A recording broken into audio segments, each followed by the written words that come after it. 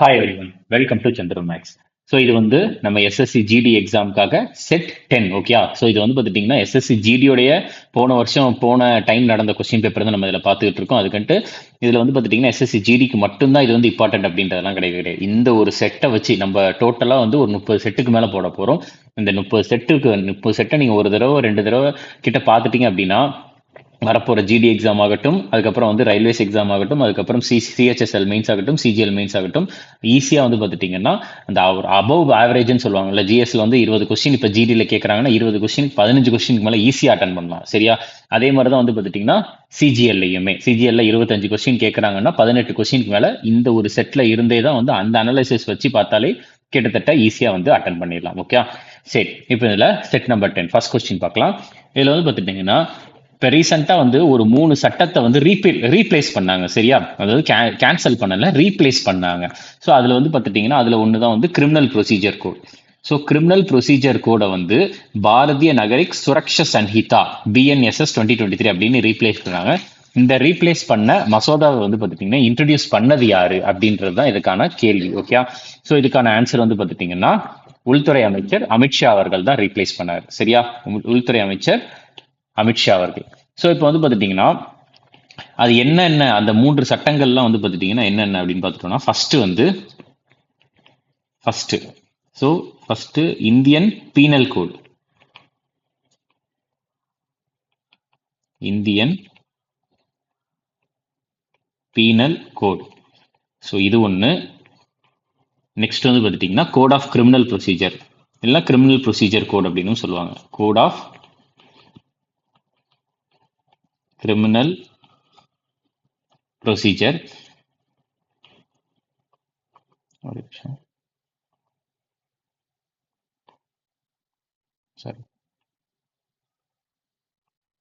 Sorry. Okay. So மூணாவது வந்து பார்த்துட்டிங்கன்னா Indian evidence act. Indian evidence act. So இந்த 3 சட்டத்தையுமே வந்து பார்த்துட்டிங்கன்னா என்ன பண்ணியிருக்காங்கன்னா ரீப்ளேஸ் பண்ணியிருக்கிறாங்க. ஸோ இப்போ இந்த இந்தியன் பீனல் கோடு என்னவா மாறி இருக்குது அப்படின்னு பார்த்துட்டிங்கன்னா பாரதிய நியாய சன்ஹிதா. இது வந்து இப்ப ரீசெண்டா கேட்டிருந்த எக்ஸாம்ல இதெல்லாம் ஒரு 2 தடவை கேட்டிருக்கிறாங்க. ஓகே. பாரதிய நியாய சன்ஹிதா அப்படின்ற ஒண்ணு. அதுக்கப்புறம் வந்து பார்த்துட்டிங்கன்னா இந்த கோட் ஆஃப் கிரிமினல் ப்ரொசீஜரை வந்து என்னவா ரீப்ளேஸ் பண்ணியிருக்காங்க அப்படின்னா நம்ம இந்த கொஸ்டின்ல இருக்கிறது தான் பாரதிய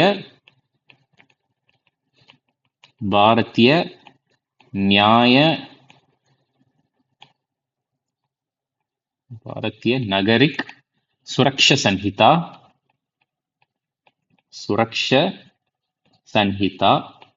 அதுக்கப்புறம் இந்தியன் எவிடன்ஸ் ஆக்ட் வந்து எப்படின்னா பாரதிய சாட்சி அதிநியம். ஸோ இது வந்து தமிழ்ல படிச்சாலுமே இதே இதுல தான் படிக்கணும். ரைட்டா? ஸோ பாரதிய சாட்சிய அதிநியம். ஓகே. ஸோ இதுதான் கரெக்டான இது. சரி, இப்போ வந்து ஐபிசியை வந்து எப்படி, ஸோ ஐபிசி சரியா, இந்தியன் பீனல் கோட் எப்படி மாறி இருக்குன்னா பாரதிய நியாய சன்ஹிதா அப்படின்ட்டு மாறி இருக்கு. சரியா? பாரதிய BNS அப்படின்ட்டு மாத்திருக்கிறாங்க. அதுக்கப்புறம் சிஆர்பிசி கிரிமினல் ப்ரொசீஜர் கோடு, சிஆர்பிசி அப்படின்னு சொல்லுவாங்க. இதை வந்து பாரதிய நகரிக் சுரக்ஷா சன்ஹிதா BNSS அப்படின்னு மாத்திருக்கிறாங்க. அதுக்கப்புறம் இந்தியன் எவிடன்ஸ் ஆக்ட் வந்து BSA பாரதிய சாட்சிய அதிநியம் அப்படின்ட்டு மாத்திருக்காங்க. சரியா? ஸோ இது வந்து எப்பொழுது இந்த மூன்றுமே வந்து நடைமுறைக்கு வரப்பட்டது வந்து இந்த மூன்றுமே நடைமுறைக்கு வரப்பட்ட நாள் வந்து என்னைக்கு அப்படின்னா ஜூலை 1, 2024. ஜூலை 1, 2024 அன்னைக்கு வந்து பார்த்துட்டிங்கன்னா நடைமுறைக்கு வரப்பட்டது. சரியா? இதெல்லாம் வந்து தெரிஞ்சு வச்சுக்கோங்க. ஸோ இதுதான் வந்து இந்த 3 சட்டங்கள் தான் வந்து ரொம்ப ரொம்ப முக்கியமானது. அடுத்த கொஸ்டின் பாருங்க. ஸோ இதில் என்ன கேட்டிருக்காங்க அப்படின்னு பார்த்துட்டிங்கன்னா மியூசிக்கல் இன்ஸ்ட்ருமெண்ட்டும் கொடுத்துருக்காங்க, பர்சனாலிட்டிஸும் கொடுத்துருக்காங்க. அதாவது வந்து பார்த்துட்டு மேட்ச் த ஃபாலோயிங் பண்ண சொல்கிறாங்க, மேட்ச் பண்ண சொல்லியிருக்கிறாங்க. ஸோ இப்போ வந்து பார்த்துட்டிங்கன்னா பாலச்சந்தர் அவர்கள் இவர்கள் தான். ஸோ பாலச்சந்தர் அவர்கள் வந்து எந்த மியூசிக்கல் இன்ஸ்ட்ருமெண்ட் வாசிக்கிறவர்னா வீணை பிளேயர். சரியா? வீணா. அதுக்கப்புறம் அனுஷ்கா சங்கர். ஸோ அனுஷ்கா சங்கர் அவர்கள் வந்து பார்த்துட்டிங்கன்னா சித்தார். கிஷன் மகாராஜ் வந்து தப்லா பிளேயர். சரியா? ஸோ பாலச்சந்தர், ஸோ இவங்க வந்து இவங்க வந்து பாலச்சந்தர், அதுக்கப்புறம் அனுஷ்கா சங்கர், அதுக்கப்புறம் கிஷான் மகாராஜ். ஓகே, ஸோ இது மட்டும் தெரிஞ்சுக்கோங்க. ஸோ அதுக்கான இப்போ ஆன்சர் என்ன அப்படின்னு பார்த்துட்டிங்கன்னா, ஃபர்ஸ்ட் பாலச்சந்தர் இருந்து வீணாவா, ஸோ அப்போ வந்து பார்த்துட்டிங்கன்னா 2. அதுக்கடுத்து வந்து அனுஷ்கா சங்கர் அவர்கள் வந்து சித்தார் 3. அப்போ வந்து A2, B3, C1. Okay, so இதான் வந்து ஆன்சர். ஸோ இப்போ வந்து பார்த்துட்டிங்கன்னா வேற ஒரு சில ஃபேமஸான தபலா பிளேயர்ஸ் அப்படின்னு பார்க்குறப்ப இதில் எழுதிடுறேன்.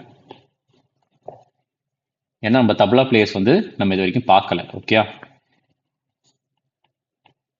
தபலா பிளேயர்ஸ் ஃபேமஸான பர்சன்ஸ் மட்டும் தான் எழுதுவோம். ஓகே, ஃபர்ஸ்ட் வந்து ஜாகிர் ஹுசைன், அதுக்கப்புறம் வந்து பார்த்துட்டிங்கன்னா அல்லா ராக்கா. ஓகே, ஸோ அதுக்கடுத்து வேற வந்து இப்போ ஒரு சில கொஸ்டின்ஸ்லாம் வருதுன்னா நம்ம அப்படியே ஆட் பண்ணிடலாம். சரியா, இப்போ இந்த கொஸ்டின்ஸ்ல வந்து பார்த்துட்டிங்கன்னா கிஷான் மகாராஜ் அவர்கள் வந்து இருக்கா, கிஷான் மகாராஜ்.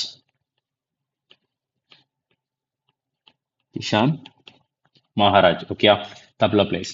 அப்போ இதே கொஸ்டின்லேயே வந்து பார்த்துட்டிங்கன்னா நம்ம சித்தாரும் பார்த்துருக்கோம். இப்போ சித்தாரையுமே இப்படியே சைட்லேயே எழுதிடலாம். சித்தார் பிளேயர்ஸ். சித்தார் வந்து இந்த கொஸ்டின்ல வந்து யாரை பார்த்தோம் அப்படின்னா அனுஷ்கா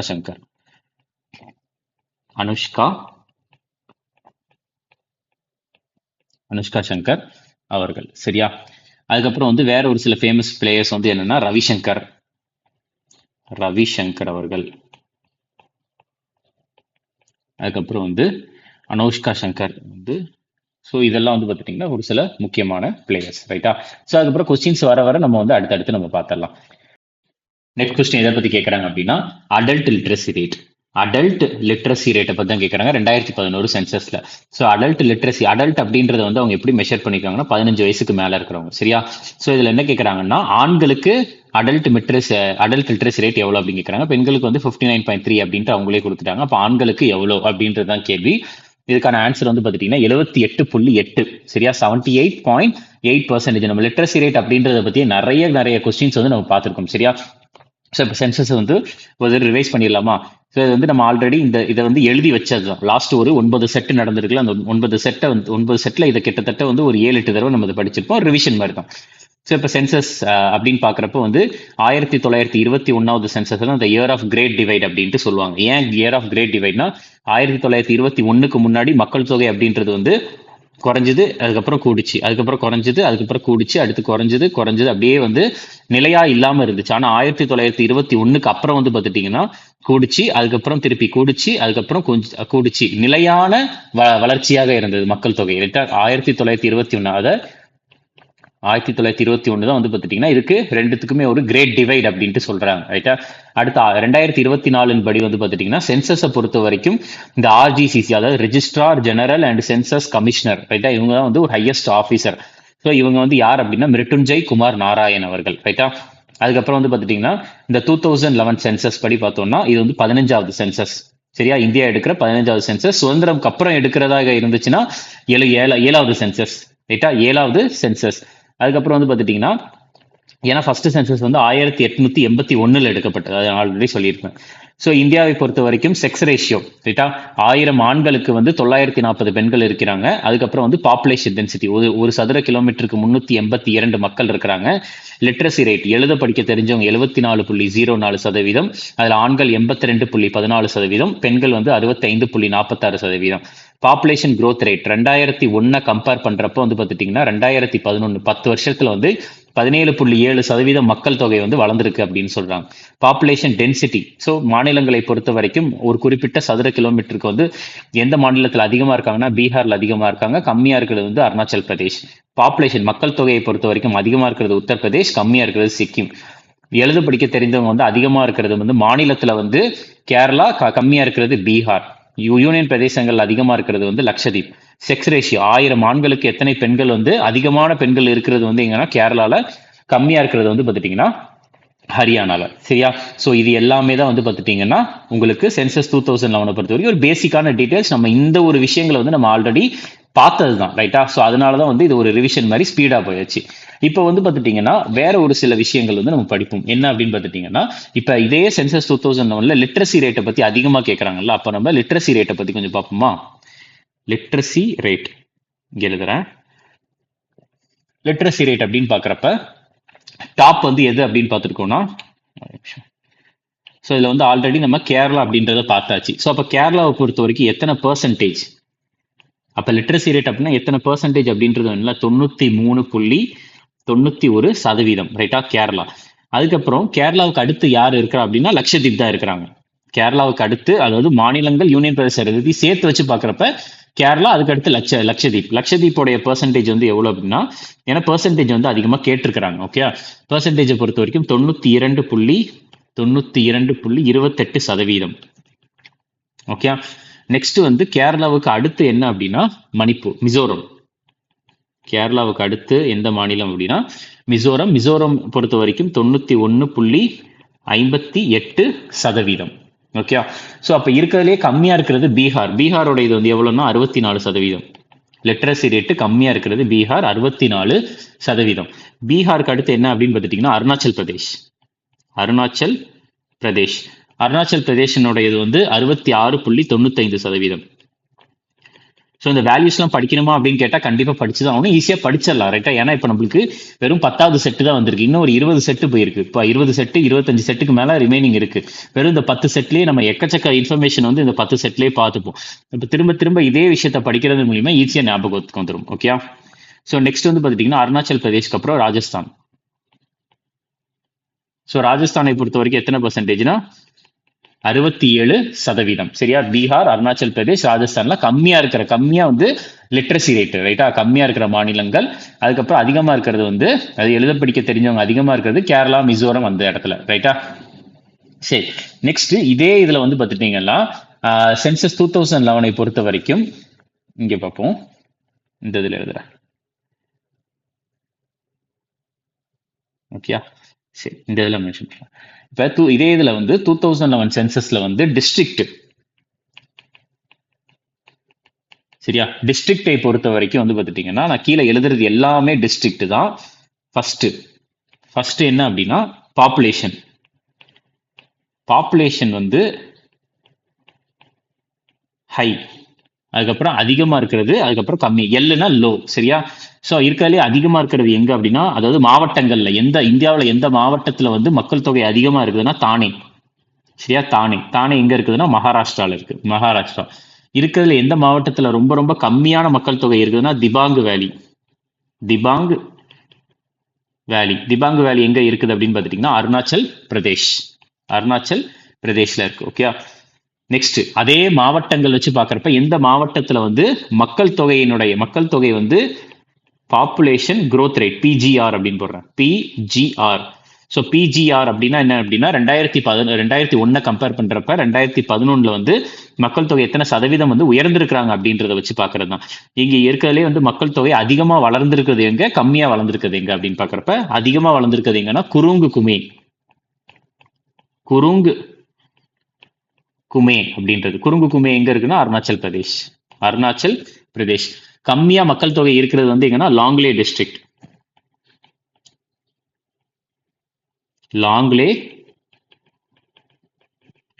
இது எங்க இருக்கு அப்படின்னு பார்த்துட்டீங்கன்னா நாகாலாந்து. இந்த குருங்கு குமையில வந்து எத்தனை சதவீதம் வளர்ந்துருக்குது அப்படின்னு பார்த்துட்டீங்கன்னா 111.01% வந்து வளர்ந்துருக்குது, மக்கள் தொகை உயர்ந்திருக்குது, ரைட்டா. ஆனா இங்க கம்மியா வந்து வளர்ந்துருக்கிறது கூட கிடையாது, கிட்டத்தட்ட -58.39% குறைஞ்சிருக்குது, ரைட்டா. இது வந்து பிளஸ். ஸோ இது வந்து பிளஸ், இது வந்து மைனஸ்ல இருக்குது. எது அப்படின்னு பார்த்துட்டீங்கன்னா இந்த லாங்லே இது, அதாவது 100 பேர் போன வருஷம் 2001 இருந்திருக்காங்கன்னா 2011 பாக்குறப்ப கிட்டத்தட்ட 58 பேர் குறைஞ்சிருக்காங்க அப்படின்றத சொல்றதுதான். ஓகே, ஸோ இது வந்து தெரிஞ்சுக்கோங்க. அதே மாதிரி வந்து பார்த்துட்டீங்கன்னா மாவட்டங்கள் வச்சு பார்க்குறப்ப செக்ஸ் ரேஷியோ, சரியா, எந்த மாவட்டத்தில் வந்து அதிகமான செக்ஸ் ரேஷியோ இருக்குது அப்படின்னு பார்த்துட்டோம்னா மாஹே. இதுக்கான ஆன்சர் மாஹே எங்க இருக்கு அப்படின்னா புதுச்சேரியில இருக்குது. ஓகே, இருக்கிறதுலே கம்மியான செக்ஸ் ரேஷியோ, சரியா, அதாவது கம்மியா 1000 ஆண்களுக்கு வந்து எத்தனை பெண்கள் ரொம்ப ரொம்ப கம்மியா இருக்கிறது வந்து எங்க அப்படின்னா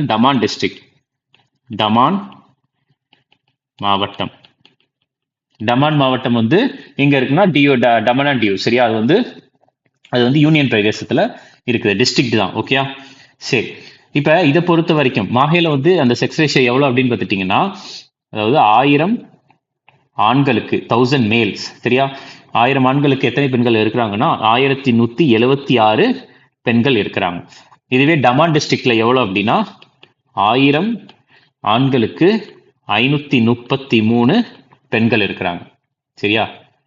533 பெண்கள். எஃப்னா ஃபீமேல். ஓகே, சரி. நெக்ஸ்ட் பாருங்க, அதே மாவட்டங்கள் வச்சு பாக்குறப்ப லிட்ரஸி ரேட் எந்த மாவட்டத்துல வந்து அதிகமாக எழுத படிக்க தெரிஞ்சவங்க வந்து இருக்கிறாங்க, ஹை லோ. அதிகமா இருக்கிறதுல லிட்ரஸி ரேட் அதிகமா இருக்கிற மாவட்டம் வந்து எது அப்படின்னா செர்ச்சிப் டிஸ்ட்ரிக்ட். செர்ச்சிப் மாவட்டம். செர்ச்சிப் மாவட்டம் வந்து எங்க இருக்குன்னா மிசோரம்ல இருக்கு. மிசோரம்ல இருக்கு. இருக்கிறதுலே கம்மியா எழுத படிக்க தெரிஞ்சவங்க வந்து எந்த மாவட்டத்துல இருக்காங்கன்னா அலிராஜ்பூர் டிஸ்ட்ரிக்ட். அலிராஜ்பூர் டிஸ்ட்ரிக்ட். ஓகே, அலிராஜ்பூர் டிஸ்ட்ரிக்ட் வந்து மத்திய பிரதேசம்ல இருக்கு. ஓகே, மத்திய பிரதேசம். ஸோ இங்க வந்து பெர்சன்டேஜ் வச்சு பார்க்குறப்ப வந்து இந்த செர்ச்சிப் மாவட்டத்தில் வந்து எத்தனை சதவீதம்னா 98.76% மக்களுக்கு வந்து எழுத படிக்க தெரியும். அலிராஜ்பூர் பொறுத்த வரைக்கும் 37.22% தான், கம்மியா இருக்கிறாங்க. ஓகே, சரி. இந்த ராஜஸ்தான் வந்து நம்ம கீழே போட்டுறேன், இங்க கீழே மென்ஷன் பண்ணிடுறேன். ஓகே, சரி. இப்போ நெக்ஸ்ட் வந்து பார்த்துட்டீங்கன்னா ஓகே, சரி. இப்போ லிட்ரஸி ரேட்டுக்கு அடுத்து வேற என்ன பார்க்க போறோம், என்ன எதுனா கடைசி வந்து பாப்புலேஷன் டென்சிட்டி, பிடி அப்படின்னு போடுறேன். பாப்புலேஷன் டென்சிட்டி அப்படின்னா வந்து ஒரு சதுர கிலோமீட்டர், அதாவது இங்க 1 கிலோமீட்டர், இங்க 1 கிலோமீட்டர், இங்க 1 கிலோமீட்டர், இங்க 1 கிலோமீட்டர், இந்த மாதிரி ஒரு சதுர கிலோமீட்டருக்கு உள்ள எத்தனை மக்கள் இருக்கிறாங்க அப்படின்றத வச்சு பார்க்கறத வந்து பாப்புலேஷன் டென்சிட்டி அப்படின்னு சொல்லுவாங்க. ஸோ இப்போ வந்து பார்த்துட்டீங்கன்னா பாப்புலேஷன் டென்சிட்டி வந்து அதிகமா இருக்கிற மாவட்டம் எது,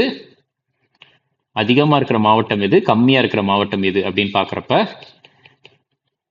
இருக்கிறதுலே ஹையஸ்ட் வந்து எதுனா நார்த் ஈஸ்ட் டெல்லி, சரியா? இருக்கிறதுலே ஹையஸ்ட் என்ன அப்படின்னு பார்த்துட்டீங்கன்னா நார்த் ஈஸ்ட் டெல்லி மாவட்டம் தான். நார்த் ஈஸ்ட் டெல்லி அப்படின்றது ஒரு டிஸ்ட்ரிக்ட். ஓகே, இருக்கிறதுலே கம்மியா இருக்கிறது வந்து பார்த்துட்டீங்கன்னா திபாங் வேலி.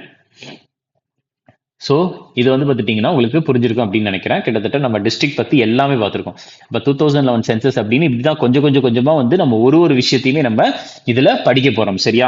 ஸோ இப்படி பார்க்குறப்ப வந்து பார்த்துட்டிங்கன்னா நம்மளுக்கு நிறைய விஷயங்கள் வந்து தெரிய வரும். அதே மாதிரி வந்து பார்த்துட்டிங்கன்னா லிட்ரஸி ரேட்டில் ரொம்ப முக்கியமான ஒரு பாயிண்ட் இருக்குது. என்ன பாயிண்ட் அப்படின்னு பார்த்துட்டிங்கன்னா லிட்ரஸி ரேட்டில் கேப் அப்படின்னு கேட்பாங்க. அதாவது gap between male and female, சரியா? அதாவது ஆண்களுடைய லிட்ரஸி ரேட்டுக்கும் பெண்களுடைய லிட்ரஸி ரேட்டுக்கும் ரொம்ப அதிகமான டிஃபரன்ஸ் இருக்கிற மாநிலம் வந்து எது அப்படின்றத கேட்பாங்க, ரைட்டா? அது நிறைய டைம் கேட்கவும் செஞ்சிருக்கிறாங்க. அது என்ன அப்படின்னு பார்த்துட்டீங்கன்னா கேட்டது அது வந்து ராஜஸ்தான்.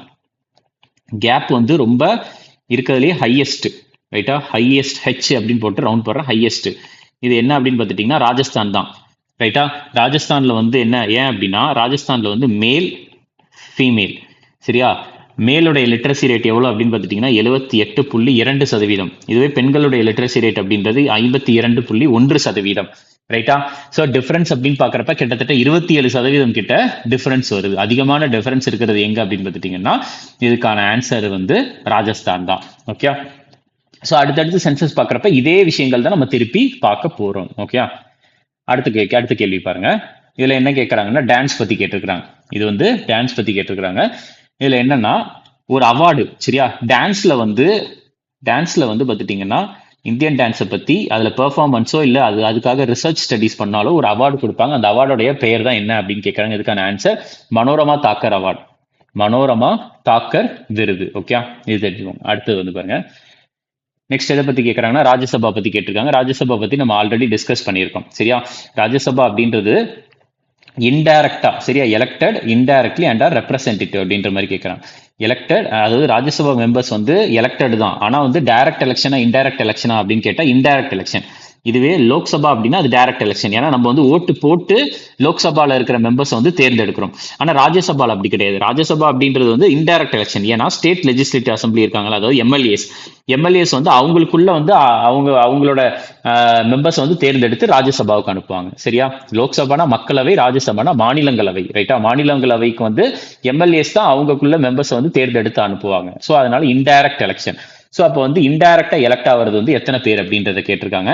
நான் இதை வந்து நிறைய டைம் வந்து சொல்லியிருக்கேன். ராஜ்யசபாவை பொறுத்த வரைக்கும் டோட்டலா 250 பேர், அதாவது கான்ஸ்டிடியூஷன்ல நம்ம இந்திய அரசியலமைப்புல வந்து பார்த்துட்டீங்கன்னா மேக்சிமம் சரியா மேக்சிமம் எவ்வளவு பேர் இருக்கலாம் அப்படின்னு சொல்லியிருக்காங்கன்னா 250 பேர் வந்து இருக்கலாம் அப்படின்னு சொல்லியிருக்காங்க. அந்த 250 பேரை 238 பிளஸ் 12 அப்படின்னு பிரிச்சுக்கலாம் அப்படின்னு சொல்லியிருக்கிறேன் கேட்டா. ஆனா இப்ப வந்து பிரசன்ட் இப்ப எத்தனை பேர் இருக்காங்கன்னா 245 பேர் தான் இருக்கிறாங்க. அதை வந்து 233 பிளஸ் 12 பிரிக்கலாம் ரைட்டா. ஏன்னா இந்த 12 பேர் இருக்காங்கல்ல இவங்க வந்து பார்த்துட்டீங்கன்னா நாமினேட்டட். இவங்க வந்து நாமினேட்டட். யாரால நாமினேட் பண்ணப்படுவாங்கன்னா பிரசிடென்டால. இந்த 238 பேரோ இல்ல இப்ப இருக்கிற இந்த 233 பேரோ வந்து பார்த்துட்டீங்கன்னா எலெக்டட். எப்படி எலெக்டட் அப்படின்னு பார்த்துட்டீங்கன்னா இன்டைரக்ட்லி எலெக்டட். ஓகே, இதை மட்டும் தெரிஞ்சு வச்சுக்கோங்க. ஸோ மேக்ஸ் நம்மளோட இந்திய அரசியலமைப்பு எத்தனை பேர் இருக்கலாம் அப்படின்னு சொல்றாங்கன்னா 250 பேர். இப்போ வந்து ராஜ்யசபால இருக்கிறது எத்தனை பேர்னா 245 பேர் ரைட்டா. ஸோ அப்ப அந்த 250 எப்படி பிரிக்கலாம்னா 238 பிளஸ் 12 பிரிக்கலாம். அப்ப கொஸ்டின் என்ன கேட்கறாங்கன்னா எத்தனை பேர் இன்டைரக்ட்லி எலெக்டட் ஆவாங்க அப்படின்றதான் கேட்கறாங்க. அப்ப இதுக்கான ஆன்சர் வந்து பார்த்துட்டீங்கன்னா 238. ஓகே, ஸோ ராஜ்யசபாவை பத்தி பேசுற ஸ்கெடியூல் சரியா, எந்த அட்டவணை வந்து ராஜ்யசபாவை பத்தி பேசுதுன்னா 4வது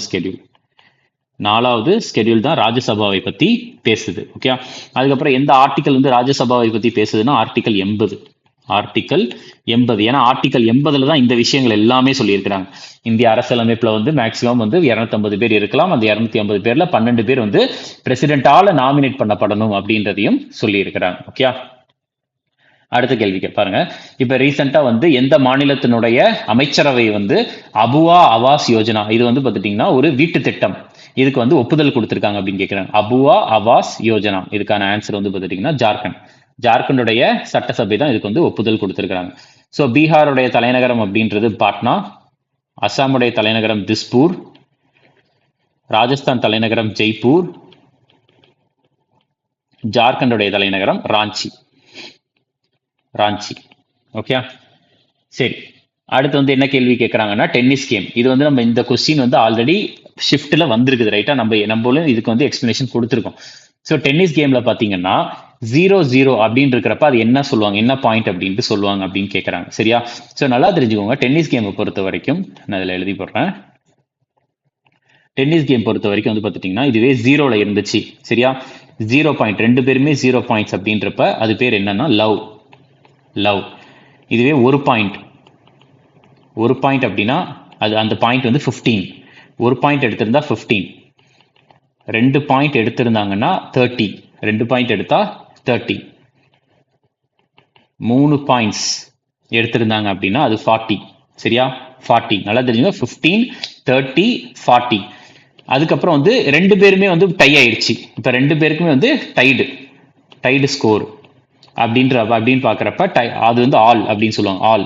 இப்போ ஃபார் எக்ஸாம்பிள் 30 அப்படின்னா 30 ஆல், 15 50 ஆல். ஆனா நல்லா தெரிஞ்சுக்கோங்க 40 அப்படின்னு வரப்ப அதாவது ஆல். ஸோ இப்போ இந்த ஆல் வந்து எப்படி சொல்லுவாங்க அப்படின்னா 15 அவரும் 15 ஆல், 30 ஆல். ஆனா 40 அப்படின்னு பாயிண்ட் வரப்ப, அதாவது 3வது பாயிண்ட் 2 ஈக்குவலா இருப்ப அது வந்து என்னன்னு சொல்லுவாங்கன்னா டியூஸ் அப்படின்னு சொல்லுவாங்க. அப்படின்ட்டு சொல்லுவாங்க. இன்கேஸ் 40 அப்படின்னு வந்துருச்சுன்னா இந்த டியூஸுக்கு அடுத்து ஒருத்தர் வந்து எத்தனை பாயிண்ட் எடுக்கணும், 2 பாயிண்ட் எடுத்தாதான் வின் ஆக முடியும். 2 பாயிண்ட் எடுத்தாதான் வின் ஆக முடியும். இப்போ ஃபார் எக்ஸாம்பிள் ஒரு இது வந்து எழுதி போடுறேன். எப்படி பாத்தீங்கன்னா இப்போ வந்து இங்க ஒருத்தர் ஏ விளையாடுறாரு, இங்க ஒருத்தர் பி விளையாடுறாரு சரியா. இப்போ ஃபர்ஸ்ட் வந்து 0-0ல இருக்கா, சரி. அப்ப 0-0ன்னு என்ன, லவ். அதுக்கப்புறம் வந்து பாத்துட்டீங்கன்னா இப்ப ஏ வந்து 15 பாயிண்ட் எடுத்துட்டாரு, இவர் பாயிண்ட் இல்ல. அதுக்கப்புறம் வந்து பாத்துட்டீங்கன்னா செகண்ட் சர்வ்ல வந்து இவர் பாயிண்ட் எடுக்கல, இவர் 15 எடுத்துட்டாரு. அப்ப அடுத்து வந்து இவர் எடுக்கிறாரு 30, இவர் பாயிண்ட் எடுக்கல. அடுத்து வந்து பாத்துட்டீங்கன்னா இவர் 40 எடுக்கிறாரு, இவர் பாயிண்ட் எடுக்கல. அப்ப இந்த 40 எடுத்ததுக்கு அப்புறம் இவர் எத்தனை பாயிண்ட் எடுத்தா வின் ஆவார் அப்படின்னு பாத்தீங்கன்னா வெறும் ஒரே ஒரு பாயிண்ட் எடுத்தா வின் ஆயிருவாரு. ஆனா இன்கேஸ் இப்ப ஏயும் பியும் விளையாடுறாங்க. இப்ப ஃபர்ஸ்ட் இவர் 15, இவர் 0 சரியா, இவர் வந்து பாயிண்ட் எடுக்கல. அடுத்து இவர் பாயிண்ட் எடுக்கல, இவர் 15. அடுத்து இவர் 30, அடுத்த பாயிண்ட் எடுத்துட்டாரு. இவர் வந்து இங்க எழுதி போடுறேன். ஸோ ஏ விளையாடுறாரு, பியும் விளையாடுறாரு. இப்போ ஃபர்ஸ்ட் இது வந்து 0-0 லவ்ல இருக்குமா. அதுக்கப்புறம் ஏ வந்து பாயிண்ட் எடுத்துட்டாரு, பி பாயிண்ட் எடுக்கல. அதுக்கப்புறம் வந்து ஏ பாயிண்ட் எடுக்கல, பி பாயிண்ட் எடுத்துட்டாரு. First point 15. அதுக்கப்புறம் 30, இவர் பாயிண்ட் எடுக்கல, இவர் 30 வந்துட்டாரு. அதுக்கப்புறம் வந்து பாத்துட்டீங்கன்னா இவர் நெக்ஸ்ட் பாயிண்ட் ஏக்கு என்ன வரும், 40 தான். அப்ப இவர் பாயிண்ட் எடுக்கல. அதுக்கப்புறம் இவர் பாயிண்ட் எடுக்கல, இவர் 40. அப்ப என்ன ஆயிடுச்சு, இங்கேயும் 40 இங்கேயும் 40, அப்ப 40 40 வந்துருச்சா. அப்ப இன்கேஸ் ரெண்டு பேருக்குமே 40 40 அப்படின்னு வரப்ப வந்து என்ன ஆகும் அப்படின்னா, இவர் 2 பாயிண்ட் எடுத்தாதான் வின் ஆக முடியும். ஸோ இங்க அப்படி இல்லை, இவர் வந்து எடுக்கிறாருன்னா இவருமே 2 பாயிண்ட் எடுக்கணும். ஸோ அதாவது சிம்பிளா சொல்றது என்னன்னா, டியூஸ் வந்துருச்சு அப்படின்னா வந்து 2 பாயிண்ட் எடுத்தாதான் வின். இன்கேஸ் டியூஸ் வராம ஒருத்தர் 15 30 40 ஸ்கோர் பண்ணிக்கிட்டே போயிருக்காருன்னா 40 வந்ததுக்கு அப்புறம் அவர் வெறும் ஒரே ஒரு பாயிண்ட் எடுத்தாலே போதுமானதுதான். ரைட்டா. ஸோ அப்போ இந்த கொஸ்டினுக்கு வந்து ஆன்சர் என்ன அப்படின்னு பார்த்தீங்கன்னா லவ். 0 0 அப்படின்னு வந்துருச்சுன்னா அதுக்கான ஆன்சர் வந்து என்னன்னா லவ். நெக்ஸ்ட் வந்து என்ன கேட்கறாங்க அப்படின்னா அன்எம்ப்ளாய்மெண்ட் பத்தி கேட்கறாங்க. சரியா, வேலையின்மை. ஸோ அன்எம்ப்ளாய்மெண்ட்ல வந்து நிறைய டைப் இருக்கு. டிஸ்குவேஸ்ட் அன்எம்ப்ளாய்மெண்ட், அதுக்கப்புறம் ஃப்ரிக்ஷனல் அன்எம்ப்ளாய்மெண்ட், சீசனல், சைக்கிளிக்கல் அப்படின்ட்டு. ஸோ இதுல வந்து என்ன கேட்கறாங்கன்னா, உங்களுக்கு பொருளாதார மந்தத்தின் போது ஏற்படும் வேலையின்மையை வந்து என்ன மாதிரி சொல்றாங்க அப்படின்னு கேட்கறாங்க. அதாவது ரெசஷன் டிப்ரெஷன் அப்படின்னு சொல்லுவாங்க. பொருளாதார மந்தம் அப்ப வந்து ஏற்படும் வேலையின்மையை வந்து என்ன சொல்றாங்கன்னா சைக்கிளிக்கல் அன்எம்ப்ளாய்மெண்ட் அப்படின்னு சொல்லுவாங்க. Cyclical unemployment. ஸோ டோட்டலா வந்து பார்த்துட்டீங்கன்னா அன்எம்ப்ளாய்மெண்ட்ல வந்து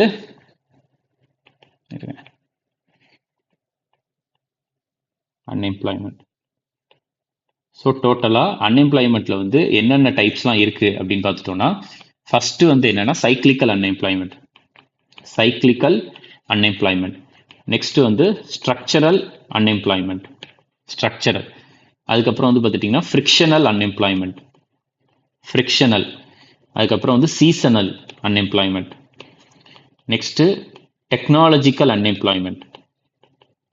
டெக்னாலஜிக்கல் அன்எம்ப்ளாய்மெண்ட். அதுக்கப்புறம் வந்து வால்யூண்டரி அன்எம்ப்ளாய்மெண்ட். வால்யூண்டரி அன்எம்ப்ளாய்மெண்ட். அதுக்கப்புறம் under unemployment. Under unemployment. So இந்த மாதிரி டைப்ஸ் இருக்கு. ஸோ இப்போ வந்து சைக்கிளிக்கல் அன்எம்ப்ளாய்மெண்ட் அப்படின்னு பார்க்குறப்ப வந்து பொருளாதார மந்தம். ரைட்டா. சைக்கிளிக்கல் அன்எம்ப்ளாய்மெண்ட் அப்படின்றப்ப அது என்ன சொல்லுவாங்கன்னா, எக்கனாமி இருக்குல்ல, பொருளாதாரம் அப்படின்றது குறையும் போது ஒரு சில கம்பெனிலாம் வந்து பார்த்துட்டிங்கன்னா ஸ்டாஃபை வந்து வேலையை விட்டு தூக்குவாங்கல்ல, அதுதான். ஃபார் எக்ஸாம்பிள் கன்ஸ்ட்ரக்ஷன் கம்பெனி, அதுக்கப்புறம் ஐடி இண்டஸ்ட்ரீஸ், இந்த மாதிரி இது. சரியா. இதை வந்து என்னன்னு சொல்லுவாங்க அப்படின்னு பார்த்துட்டிங்கன்னா சைக்கிளிக்கல் அன்எம்ப்ளாய்மெண்ட், பொருளாதாரம் மந்தத்தின் போது ஏற்படுறது. அதுக்கப்புறம் ஸ்ட்ரக்சரல் அன்எம்ப்ளாய்மெண்ட் அப்படின்றது என்னன்னா, ஒரு ஜாப் இருக்கு. ஸோ அந்த ஜாபுக்கும் வந்து பார்த்துட்டிங்கன்னா ஜாபுக்கும் ஸ்கில்லுக்கும் ஒத்தே போகல. ஒரு ஜாப் இருக்கு, அந்த ஜாபுக்கு அந்த ஸ்கில்லுக்கும் ஒத்தே போகாதப்ப. ரைட்டா. ஸ்கில் அப்படின்றது வந்து திறன்.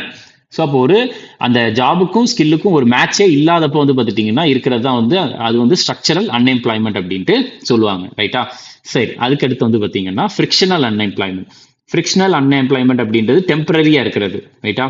அதாவது ஒர்க்கர்ஸ்க்கும் அந்த ஜாபுக்கும் வந்து பார்த்துட்டிங்கன்னா ரொம்ப டெம்பரரியா ஒரு ஜாப் அப்படின்னு பார்க்குறப்ப டெம்பரரியா இருக்கிறது. ரைட்டா. இது ஃப்ரிக்ஷனல் அன்எம்ப்ளாய்மெண்ட், டெம்பரரி. அதுக்கப்புறம் சீசனல் அன்எம்ப்ளாய்மெண்ட் அப்படின்றது வந்து பார்த்தீங்கன்னா ஒரு குறிப்பிட்ட சீசனுக்கு தான் வேலை இருக்கும், அதுக்கு அடுத்து இருக்காது. அதுக்கு எக்ஸாம்பிள் வந்து அக்ரிகல்ச்சர். அதுக்கு வந்து அக்ரிகல்ச்சர் ஒரு குறிப்பிட்ட சீசன்ஸ்க்கு வந்து வேலை இருக்கும். அதுக்கப்புறம் வந்து பார்த்துட்டிங்கன்னா ரொம்ப மழை அடிக்கிறப்போ இல்லை ரொம்ப வெயில் அடிக்கிறப்போ வந்து பார்த்துட்டிங்கன்னா ஒரு சில வேலைகள் இருக்காது. ரைட்டா. அதுக்கப்புறம் டெக்னாலஜிக்கல் அன்எம்ப்ளாய்மெண்ட் அப்படின்றது, ஏன்னா இப்போ வந்து டெக்னாலஜி வந்து அட்வான்ஸ் ஆகிக்கிட்டே இருக்கு. ரைட்டா. டெக்னாலஜி வந்து ரொம்ப அட்வான்ஸ் ஆகிக்கிட்டே இருக்கு. அந்த அட்வான்ஸ்மெண்ட்டை நம்ம தெரிஞ்சுக்கணும். இப்போ அதுக்கு பெஸ்ட் எக்ஸாம்பிள் அப்படின்னு பார்த்துட்டிங்கன்னா இப்போ ஐடி கம்பெனிலாம் வந்து என்ன அப்படின்னா ஃப்ரண்ட் எண்ட் டெவலப்பர் அதுக்கப்புறம் பேக் எண்ட் டெவலப்பர்னு ரெண்டு ஸ்டாஃப் இருப்பாங்க. ஆனால் இப்போ வந்து என்ன ஆயிடுச்சு அப்படின்னு பார்த்துட்டிங்கன்னா இந்த ஃப்ரண்ட் எண்ட் பேக் எண்ட் ரெண்டுத்தையும் கற்றுக்கிட்டு ஃபுல் ஸ்டாக் டெவலப்பர் அப்படின்னு வராங்க. Full stock.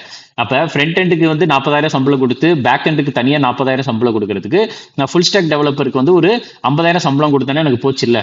50,000 சம்பளம் கொடுத்தேன்னா எனக்கு வந்து எவ்வளோ காசு மிச்சம். ஸோ அந்த மாதிரி தான் டெக்னாலஜிக்கு ஏற்ற மாதிரி வந்து வளர்ந்துக்கிட்டே இருக்கணும். ஸோ டெக்னாலஜினால வேலை இல்லாமல் இருக்கிறவங்க வந்து நிறைய பேர் இருக்கிறாங்க அப்படின்னு சொல்றது. ரைட்டா. ஸோ அதுக்கப்புறம் வந்து வாலண்டரி அன்எம்ப்ளாய்மெண்ட் அப்படின்றது வந்து வாலண்டியரா வேலையை விடுறது. சரியா.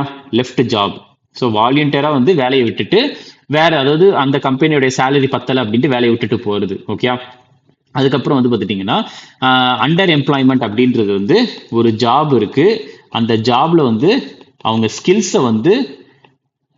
ஸ்கில்ஸை வந்து ஒழுங்கா யூஸ் பண்ணாம இருக்கிறது. ரைட்டா. ஒரு ஜாப் இருக்கு, அந்த ஜாப்ல வந்து ஒழுங்கா அவங்களுடைய ஸ்கில் அப்படின்றது, இப்போ ஃபார் எக்ஸாம்பிள் வந்து ஒருத்தவங்களுக்கு வந்து நல்ல டைப்பிங் தெரியும், அவங்க ஒரு கம்பெனியில் இருக்காங்க, ஆனால் அந்த டைப்பிங் வேலையை அவங்களுக்கு கொடுக்கவே இல்லை அப்படின்றப்ப அந்த மாதிரி வந்து ஒரு கரெக்டான ஒரு வேலையை கொடுக்காம இருக்கிறது. அவங்களுக்கு என்ன ஸ்கில் இருக்கோ அந்த மாதிரி வேலையை கொடுக்காம இருக்கிறது. ரைட்டா. அதை விட்டுட்டு அவங்களுக்கு வந்து வேற ஏதாச்சும் வேலையை கொடுக்குறது, அது வந்து அண்டர் அன்எம்ப்ளாய்மெண்ட் அப்படின்னு சொல்லுவாங்க. ஸோ வேலையின்மை அப்படின்றது இந்த டைப்ஸ் தான். ஓகே, நெக்ஸ்ட் பாருங்க.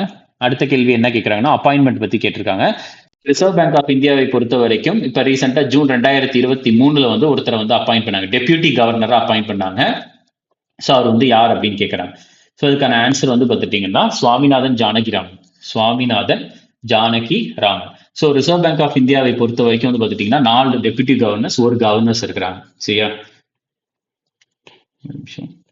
Reserve bank of India. So reserve bank of இந்தியாவை பொறுத்த வரைக்கும் டோட்டலா ஒரு கவர்னர் இருக்கிறாரு. ஸோ ஒரு கவர்னர், கவர்னர் பேர் வந்து சக்திகாந்த தாஸ். சக்திகாந்த தாஸ். அதுக்கப்புறம் வந்து பார்த்துட்டீங்கன்னா 4 டெப்யூட்டி கவர்னர்ஸ், 4 டெப்யூட்டி கவர்னர்ஸ் இருக்கிறாங்க. அதுல ஃபர்ஸ்ட் பர்சன் வந்து யாருன்னா மைக்கேல் தேபரத்த பத்ரா. மைக்கேல் தெப்ராட்டா பத்ரா. அதுக்கப்புறம் வந்து பார்த்துட்டீங்கன்னா D Ravishankar. D Ravishankar.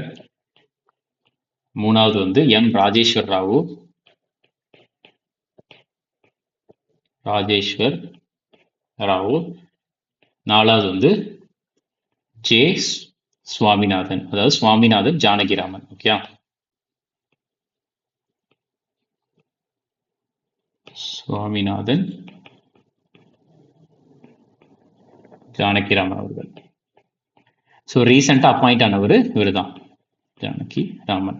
So எப்போ அப்படின்னு பார்த்துட்டிங்கன்னா ஜூன் 2023 போல. ஆனால் மே 2024 ஒருத்தர் அப்பாயிண்ட் ஆயிருக்கிறார். சரியா? யாருன்னா இந்த டி ரவிசங்கர் அவர்கள். ஸோ இன்கேஸ் கொஸ்டின் கேட்குறா, இது கொஸ்டின் கேட்கறதுக்கு வாய்ப்புகள் இருக்கு. ரைட்டா? எப்போ அப்படின்னா மே 2024 இவர் அப்பாயிண்ட் ஆயிருக்கிறார். ரைட்டா? ஸோ இதுவே சுவாமிநாதன் அவர்கள் வந்து எப்போ அப்படின்னா ஜூன் 2023. ஓகே, ரீசெண்டாக அப்பாயிண்ட் ஆனவர் டி ரவிசங்கர். ஸோ கொஸ்டின் வந்து கேட்கறதுக்கு வாய்ப்புகள் நிறையவே இருக்கு. அதுக்கப்புறம் வந்து பார்த்துட்டிங்கன்னா ஆர்பிஐ பொறுத்த வரைக்கும் எப்போ எஸ்டாப்ளிஷ் பண்ணாங்க அப்படின்னா 1935 போல எஸ்டாப்ளிஷ் பண்ணாங்க. எந்த சட்டத்திற்கு கீழே அப்படின்னா ஆர்பிஐ ஆக்ட் 1934 கீழே எஸ்டாப்ளிஷ் பண்ணாங்க. அதுக்கப்புறம் வந்து ஃபர்ஸ்ட் வந்து ஆர்பிஐடைய கேபிட்டல் எங்க இருந்துச்சுன்னா கொல்கட்டால தான் இருந்துச்சு. அதுக்கப்புறம் எங்க மாத்தினாங்கன்னா மும்பைக்கு தலைநகர தலைமை இதை மாத்தினாங்க. எப்போ அப்படின்னா 1937 மாத்தினாங்க. ஓகே, நெக்ஸ்ட் அடுத்த கொஸ்டின் எதை பத்தி கேட்டிருக்காங்கன்னா கிரீன் ரெவல்யூஷன் பத்தி கேட்டிருக்காங்க. ஸோ உங்களுக்கு வந்து பார்த்துட்டீங்கன்னா கொஸ்டின் 2 ஸ்டேட்மெண்ட் கொடுத்து அந்த 2 ஸ்டேட்மெண்ட்ல இந்த வார்த்தை ரொம்ப ரொம்ப முக்கியம். கரெக்ட் ஸ்டேட்மெண்ட் கேட்டிருக்காங்களா, இன்கரெக்ட் ஸ்டேட்மெண்ட் கேட்டிருக்காங்களான்னு பாருங்க. ஸோ என்ன கேட்குறாங்கன்னா பசுமை புரட்சியின் போது பாரம்பரிய விவசாயம், அதாவது ட்ரெடிஷ்னல் ஃபார்மிங்ல இருந்து மோனோகல்ச்சர், அதாவது ஒற்றை சாகுபடிக்கு மாறும் பொழுது வந்து பார்த்துட்டிங்கன்னா ஒரு சின்ன சின்ன விவசாயிகள் இருக்காங்களா, சிறு விவசாயிகளிடம் இருந்து சிறு விவசாயிகள் கிட்ட வந்து நெகட்டிவ் எஃபெக்ட், அதாவது எதிர்மறையான விளைவை வந்து ஏற்படுத்தியது அப்படின்னு கேட்குறாங்க. இது வந்து கரெக்ட் தான். சரியா? ஸோ அப்போ வந்து பார்த்துட்டிங்கன்னா உங்களுக்கு ஒரு பெரிய டிஃபரன்ஸாக இருந்துச்சு. ஒரு ட்ரெடிஷ்னலாக அவங்க வந்து ஒரு பாரம்பரியமாக செஞ்சுக்கிட்டு இருக்கப்ப திடீர்னு ஒரு பெரிய ஒரு ரெவல்யூஷன், கிரீன் ரெவல்யூஷன் வந்து புதுசாக சீடு கொண்டு வராங்க, புதுசாக வந்து அவ்வளோ ப்ரொடக்ஷன் ஏற்படுது. அப்படின்றப்ப ஒரு சில நெகட்டிவ் எஃபெக்ட் வந்துச்சு. ஏன்னா என்னன்னு பார்த்துட்டிங்கன்னா இந்த மாதிரி விதை HYV சீட் அப்படின்னு, ஏன்னா நான் அதில் எக்ஸ்பிளைன் பண்ணுறேன். சரியா? அடுத்த ஸ்லைட் அதுதான். ஹை ஈல்டிங் வெரைட்டி சீட்லாம் புதுசாக கொண்டு வரப்ப கெமிக்கல்ஸ்லாம் அதிகமாக போடுற மாதிரி இருக்கும். மண்ணுடைய தன்மை அப்படின்றது கொஞ்சம் கொஞ்சமாக குறையும் ஆரம்பிச்சது. ரைட்டா? ஸோ அப்போ வந்து நெகட்டிவ் எஃபெக்ட் ஏற்பட்டுச்சு தான். அதுக்கப்புறம் பாருங்க, கிரீன் ரெவல்யூஷனுடைய ஒரு இம்பாக்ட் வந்து என்ன அப்படின்னா ஓவர் கேபிட்டலைசேஷன். சரியா? அதாவது அதீத மூலதனமயம் ஆக்கல். ரைட்டா? ஸோ ஓவரா கேபிட்டலைசேஷன் ஆச்சு. அதாவது அந்த கேபிட்டல் அப்படின்றது இப்போ ஃபார் எக்ஸாம்பிள் வந்து அதிகமாக மணி வந்து அந்த இப்போ ஒரு லேண்ட், குறிப்பிட்ட லேண்ட்ல போடுற மாதிரி இருந்துச்சு. அதுவுமே ஒரு இம்பாக்ட் தான். ஸோ 2 ஸ்டேட்மெண்ட்டும் கரெக்ட் தான். இதுக்கான answer both A and B. So நம்ம கிரீன் ரெவல்யூஷன் பொறுத்த வரைக்கும் நம்ம இந்த ஒரு ஸ்லைடு நம்ம ஆல்ரெடி பார்த்தது தான். என்ன அப்படின்னு பார்த்துட்டிங்கன்னா ஸோ கிரீன் ரெவல்யூஷனுடைய இந்தியான்னு பார்க்குறப்ப ஃபாதர் யாருன்னா MS சுவாமிநாதன், வேர்ல்டுன்னு பார்க்குறப்ப நார்மன் போர்லாக். கிரீன் ரெவல்யூஷன் இந்தியாவில் எப்போ கொண்டு வந்தாங்கன்னா 1965 to 68 இந்த காலகட்டத்தில் கொண்டு வந்தது. எந்த 5-year பிளான்ல கொண்டு வந்தாங்கன்னா 3வது 5-year பிளான். இது வந்து 1961 to 66 ஏற்பட்ட 3வது 5-year பிளான் அப்போ கொண்டு வந்தது. அப்போ வந்து பிரதம மந்திரியாக இருந்தவர் Jawaharlal Nehru. First green revolution பசுமை புரட்சி கொண்டு வந்த மாநிலம் வந்து பஞ்சாப். அதுக்கு அடுத்து தான் ஹரியானா, உத்தரப்பிரதேஷ்லாம். ஸோ பசுமை புரட்சி அப்படின்னு பார்க்குறப்போ வந்து ஹை ஈல்டிங் வெரைட்டி சீட்ஸ் தான். ஒரு குறிப்பிட்ட பயிர் வந்து பார்த்துட்டிங்கன்னா அதிகமான விளைச்சலை வந்து கொடுக்கும். சரி, இதுக்காக வந்து 2 பயிரை வந்து கொண்டு வந்தாங்க. ஒன்று வீட்டு கோதுமை, இன்னொன்று அரிசி. கோதுமை விதையை எங்கேருந்து வாங்கினாங்கன்னா மெக்சிகோ, அதுக்கப்புறம் அரிசியினுடைய விதையை வந்து எங்க இருந்து வாங்கினாங்கன்னா பிலிப்பைன்ஸ்ல இருந்து வாங்கினாங்க. சரியா? ஸோ இதுதான் வந்து பார்த்துட்டீங்கன்னா இந்த கிரீன் ரெவல்யூஷன் பொறுத்த வரைக்கும். ஒரு நிமிஷம். ஓகே, சரி, நெக்ஸ்ட் பாருங்க. அடுத்த கேள்வி என்ன கேட்கறாங்கன்னா எஸ்ஐ யூனிட் ரிலேட்டடா கேட்கறாங்க. ஸோ டைமுடைய ஒரு பேசிக் யூனிட் வந்து என்ன அப்படின்னு கேட்கறாங்க. சாரி, டைமுடைய ஒரு பேசிக் யூனிட். ஸோ இது வந்து எல்லாருக்குமே தெரிஞ்ச கொஸ்டின் தான். இது ஈஸியான கொஸ்டினுமே கூட. இதுக்கான ஆன்சர் வந்து பார்த்துட்டீங்கன்னா செகண்ட். டைமுடைய பேசிக்கான யூனிட் வந்து என்ன அப்படின்னா செகண்ட். ரைட்டா? ஸோ அப்போ வேற என்னென்ன எஸ்ஐ யூனிட்ஸ்லாம் இருக்கு அப்படின்னு பார்த்துட்டோம்னா இதுல எழுதி போடுறேன். ஸோ எஸ்ஐ யூனிட் அப்படின்றத பார்த்தீங்கன்னா ஃபர்ஸ்ட் வந்து டைம். டைம் இருக்கு. வேற என்ன? லென்த் இருக்கு. டைம் கேட்கலாங்க, லென்த் கேட்பாங்க. வேற மாஸ் இருக்கு. எலக்ட்ரிக் கரண்ட், எலக்ட்ரிக் கரண்ட் உண்டு. Next temperature. அதுக்கப்புறம் வந்து பார்த்துட்டீங்கன்னா amount of substance, amount of substance. Next வந்து பார்த்துட்டீங்கன்னா luminous intensity, luminous intensity. So இது எல்லாமே வந்து பார்த்துட்டீங்கன்னா இந்த எஸ்ஐ யூனிட்ஸ் தான். அதாவது இது வந்து எஸ்ஐ யூனிட், இதெல்லாம் கொடுத்து எஸ்ஐ யூனிட் கேட்பாங்க இதனோட யூனிட் என்ன அப்படின்ட்டு. சரியா? சரி, இது என்னன்றதை பார்த்துடலாம். சிம்பிளுடைய பார்த்துடலாம். ஃபர்ஸ்ட் டைமுக்கு வந்து என்ன அப்படின்னா செகண்ட். டைமுக்கு செகண்ட். லென்த்துக்கு வந்து மீட்டர். லென்த்துக்கு மீட்டர். நெக்ஸ்ட் வந்து மாஸ். மாஸ் அப்படின்றதுக்கு எஸ்ஐ யூனிட் வந்து கிலோகிராம். எலக்ட்ரிக் கரண்ட்டுக்கு ampere. Ampere. Temperature kelvin. Amount of substance அப்படின்றது வந்து மோல். லூமினஸ் இன்டென்சிட்டிக்கு வந்து கேண்டலா. கேண்டலா. ஓகே. ஸோ இதே இது வந்து சிம்பிள்ஸ்ல ரெப்ரசென்ட் பண்ற மாதிரி இருக்கு அப்படின்னா செகண்டுக்கு எஸ் ஸ்மால் லெட்டர், மீட்டருக்கு ஸ்மால் எம், கிலோகிராமுக்கு கே ஜி, ஆம்பையருக்கு வந்து கேபிட்டல் ஏ. Next kelvin. கெல்வினுக்கு வந்து கேபிட்டல் கே, கேபிட்டல் கே. மோலுக்கு வந்து ஸ்மால் எம் ஓ எல், கேண்டலாவுக்கு வந்து சி டி. ரைட்டா? ஸோ இதெல்லாம் தான் வந்து முக்கியமான ஒரு பேசிக் யூனிட்ஸ். இது மட்டும் தெரிஞ்சுக்கோங்க. அடுத்த கொஸ்டின் வந்து எதை பத்தி கேட்கறாங்கன்னா எக்கனாமி. எக்கனாமில வந்து மணி, மணியோடைய யூஸ் என்ன அப்படின்றதான் கேட்கறாங்க. ஸோ இது வந்து ஒரு சிம்பிளான ஸ்டேட்மெண்ட்ஸ் தான். ஸ்டேட்மெண்ட் கொடுத்து இதுல வந்து கரெக்டான ஸ்டேட்மெண்ட் தான் கேட்டிருக்காங்க. ஃபர்ஸ்ட் பாருங்க, ஒரு பணம் அப்படின்றது வந்து ஒரு கணக்கு வச்சுக்கிறதுக்கு ஒரு ஈஸியான ஒரு விஷயமா இருக்கு அப்படின்றத சொல்றாங்க. அது வந்து பார்த்துட்டீங்கன்னா பணம் வந்து ஒரு கணக்கு வச்சுக்கிறதுக்கான ஒரு ஈஸியான ஒரு மெஷர்மெண்டா இருக்கு அப்படின்னு சொல்றாங்க. ஃபர்ஸ்ட் ஸ்டேட்மெண்ட் கரெக்ட் தான். கன்வீனியன்ட் யூனிட் ஆஃப் அக்கௌண்ட், கரெக்டான ஸ்டேட்மெண்ட். அடுத்து வந்து பார்த்தீங்கன்னா the value of all goods and services, அனைத்து பொருட்கள் மற்றும் சேவைகளின் மதிப்பை வந்து பார்த்துட்டீங்கன்னா நம்ம வந்து பணத்தை வச்சு தான் வெளிப்படுத்தலாம் அப்படின்னு சொல்றாங்க. இதுவுமே கரெக்டான ஸ்டேட்மெண்ட். அது சர்வீஸ் ஆகட்டும். இப்போ ஃபார் எக்ஸாம்பிள் வந்து ட்ரெயின்ல போறோம். ட்ரெயின் அதாவது டிரான்ஸ்போர்ட் வந்து ஒரு சர்வீஸ் தான். இப்போ ட்ரெயின்ல போறோம், அதுவுமே வந்து மணி வச்சு தான் சொல்றாங்க. இப்போ நம்ம இங்க இருந்து இங்க இப்போ சேலம்ல இருந்து இப்போ சென்னை வராங்கன்னா அதுவுமே காசை வச்சு தான் மெஷர் பண்ணுவாங்க. ரைட்டா? ஸோ இந்த மாதிரி எல்லாத்தையுமே சேவைகள் ஆகட்டும், அதுக்கப்புறம் குட்ஸ் ஏதாச்சும் பொருட்கள் ஆகட்டும், எல்லாத்தையுமே வந்து பணத்தை வச்சு வெளிப்படுத்தலாம் அப்படின்னு சொல்லுவாங்க. இதுவுமே கரெக்டான ஸ்டேட்மெண்ட் தான். இதுக்கான ஆன்சர் வந்து பாத்தீங்கன்னா போத் ஏ அண்ட் பி. அடுத்த கொஸ்டின் எதை பத்தி கேட்கறாங்கன்னா ஆந்திர பிரதேஷ்ல இருக்க டான்ஸ் ஃபார்ம் பத்தி என்ன அப்படின்னு கேட்கறாங்க. ஆந்திர பிரதேஷ் பொறுத்த வரைக்கும் நம்மளுக்கு தெரியும் தான். ஏன்னா சாட்ரியா அப்படின்றது அஸ்ஸாம், பரதநாட்டியம் தமிழ்நாட்டில் ஆடுறது, குச்சிப்புடி அப்படின்றது ஆந்திர பிரதேஷ், கதக் அப்படின்றது உத்தரப்பிரதேஷ். அப்போ ஆன்சர் என்ன அப்படின்னு பார்த்துட்டீங்கன்னா ஆந்திர பிரதேஷ், குச்சிப்புடி. ஓகே. ஸோ அப்போ ஆந்திர பிரதேஷ்ல வந்து வேற என்னென்ன டான்சஸ்லாம் ஆடப்படுகிறது அப்படின்னு பார்த்துட்டீங்கன்னா ஃபர்ஸ்ட் ஆந்திர பிரதேஷ்ல வேற என்னென்ன டான்ஸ், அதாவது ஃபோக் டான்சஸ் என்ன அப்படின்னா புட்டா பொம்மாலு, புட்டா பொம்மாலு ஆந்திர பிரதேஷ். வேற லம்பாடி. நெக்ஸ்ட் வேற என்ன, விலாசினி நாட்டியம், விலாசினி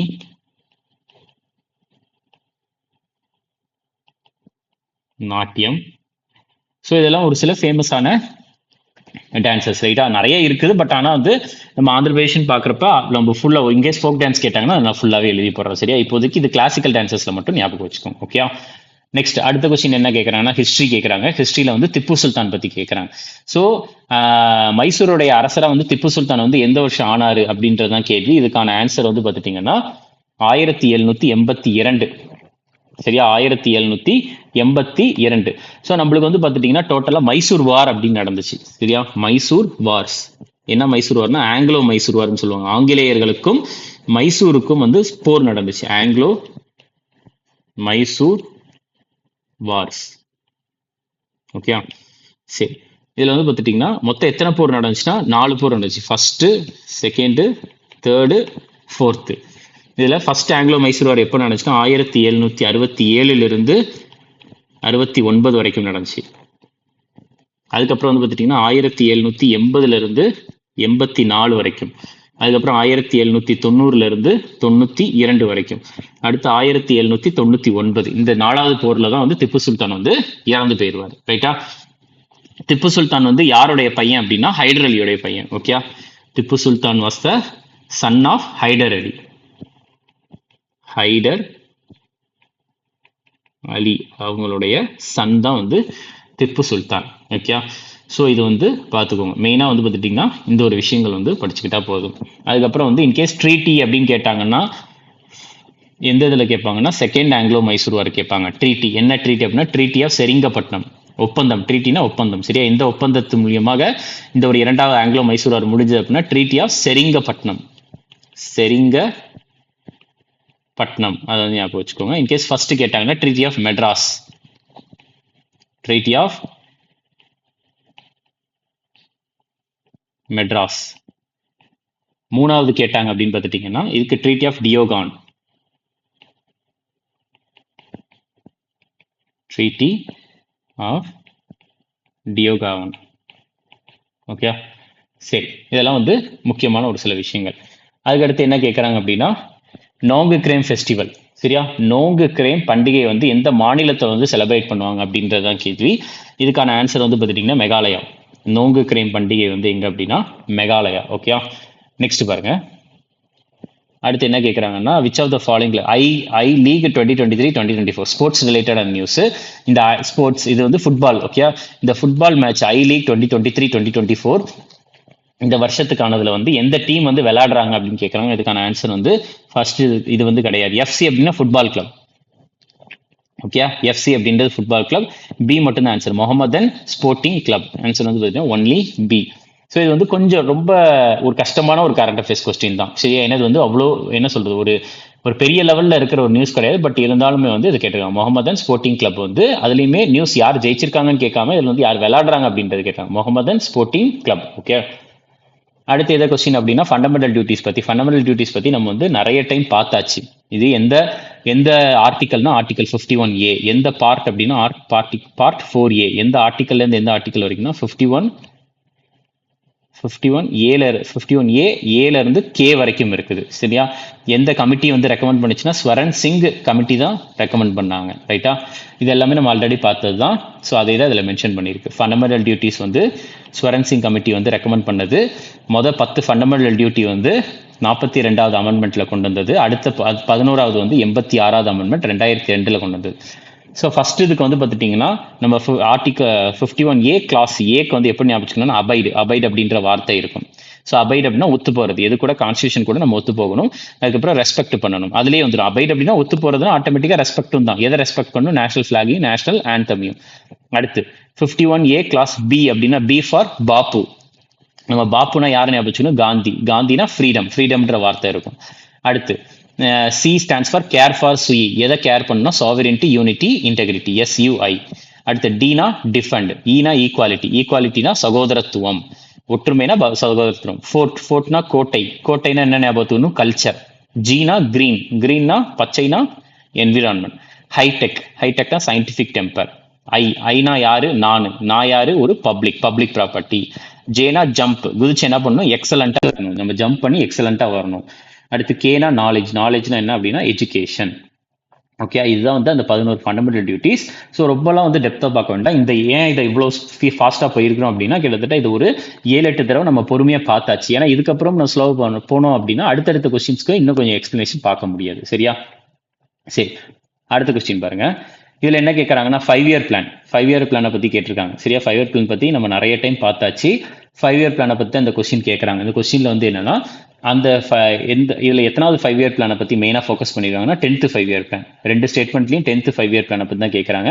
கேட்டுட்டு இதில் கரெக்டான ஸ்டேட்மெண்ட் தான் என்னன்னு கேட்குறேன். ஃபர்ஸ்ட் பாருங்க, உங்களை என்ன சொல்றாங்கன்னா 10வது 5 இயர் பிளான் முடிகிறப்ப வந்து இந்தியா வந்து ஃபாஸ்டஸ்ட் க்ரோயிங் எக்கானமியா வந்துரும் அப்படின்னு சொல்றாங்க. அதாவது 10வது 5 ஆண்டு திட்டத்தின் முடிவில் இந்தியா வந்து ஒரு வேகமான வளரும் பொருளாதாரங்களில் ஒன்றாக உருவெடுத்தது அப்படின்னு கேட்கறாங்க. இது வந்து கரெக்டான ஸ்டேட்மெண்ட், ரைட்டா? கரெக்ட் தான். 10th 5 இயர் பிளான் அப்ப இந்தியா வந்து வளர்ந்து கொண்டிருக்கும் பொருளாதாரத்துல ஒன்னா இருந்துச்சு. அடுத்து வந்து பாத்துட்டீங்கன்னா, ஸோ 10வது 5 ஆண்டு திட்டம் வளர்ச்சியின் முக்கிய குறியீடுகள்ல ஒன்று வந்து பார்த்தீங்கன்னா கண்காணிக்கக்கூடிய இலக்குகளை நிர்ணயித்தது அப்படின்னு கேட்குறேன். இதுவுமே வந்து பார்த்துட்டிங்கன்னா கரெக்ட் தான். கண்காணிக்கக்கூடிய இலக்குகள், மானிட்டரபிள் டார்கெட்ஸ், ரைட்டா? அதாவது மானிட்டர் பண்ணுவாங்க. அவங்க வந்து ஒரு பிளானை இம்ப்ளிமெண்ட் பண்ணது இல்லாமல் அந்த பிளான் வந்து எப்படி டெவலப் ஆகிட்டு இருக்குதுன்றத மானிட்டரும் பண்ணுறதுக்காக நிறைய விஷயங்களை கொண்டு வந்தாங்க. ஸோ 2 ஸ்டேட்மெண்ட்டும் கரெக்டாக. ஆன்சர் வந்து பார்த்துட்டிங்கன்னா போத் ஏ அண்ட் பி. சரியா? Both A and B. So இது வந்து நம்ம ஆல்ரெடி 5 இயர் பிளானுக்காக எழுதின ஒரு ஸ்லைடு தான். ஒரு 6th வீடியோ 7th கிளாஸ்ல எழுதி போட்டிருப்பேன். இதுல வந்து 5 இயர் பிளானை பொறுத்த வரைக்கும் ஃபாதர் ஆஃப் எக்கானமிக் பிளானிங் இல்ல ஃபாதர் ஆஃப் பிளானிங் இல்ல ஃபாதர் ஆஃப் பிளானிங் கமிஷன், இந்த மாதிரி பிளானிங் அப்படின்னு வந்து ஃபாதர்னு கேட்டாங்கன்னா அதுக்கான ஆன்சர் வந்து சார் மோக்ஷகுண்டம் விஸ்வேஸ்வராயா இல்லைன்னா விஸ்வேஸ்வராயா அப்படின்றது தெரிஞ்சுக்கோங்க. ஓகே. ஸோ இது 12 5 இயர் பிளானுக்கும் டைம் லைன் 1951 ஆரம்பிச்சு 2017 வரைக்கும் 5 வருஷம் வந்து எல்லா 5 இயர் பிளானுமே இருக்கும். இதுல வந்து 8th 5 இயர் பிளான் பத்தி நம்ம கொஞ்சம் டீட்டெயிலும் பார்த்துருக்கோம். 8th 5 இயர் பிளான் பத்தி கொஸ்டின்ஸ் கேட்டதுனால நான் இதிலே எழுதியிருப்பேன். அதனுடைய 8th 5 இயர் பிளான் அவங்க வந்து ஃபிக்ஸ் பண்ணியிருப்பாங்க. டார்கெட் வந்து 6.8% ஃபிக்ஸ் பண்ணியிருக்காங்க. அச்சீவ் பண்ணது 5.6% தான். ஸோ இது வந்து ஒரு ஃபெயிலியர் மாடல். ஸோ அப்போ வந்து 8வது 5 இயர் பிளான் அப்போ வந்து பிரதம மந்திரியாக இருந்தவர் யாருன்னா PV நரசிம்மராவ் அவர்கள்.